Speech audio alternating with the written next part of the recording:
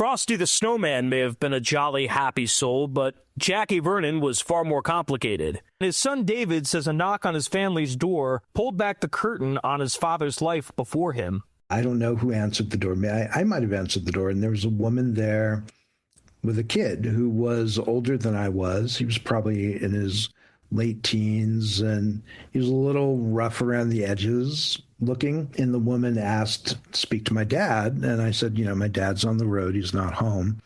And then I remember she was very firm. She's like, well, I want to speak to your mother then.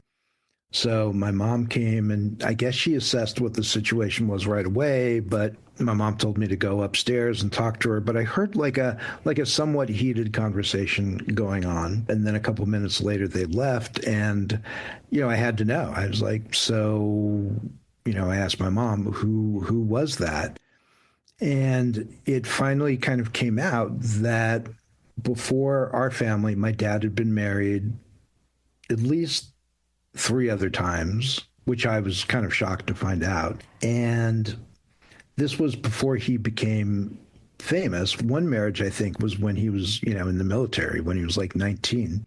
And from these marriages, he had sons, and he named them all Ralph, after himself, after his, his original name, Ralph Veroni.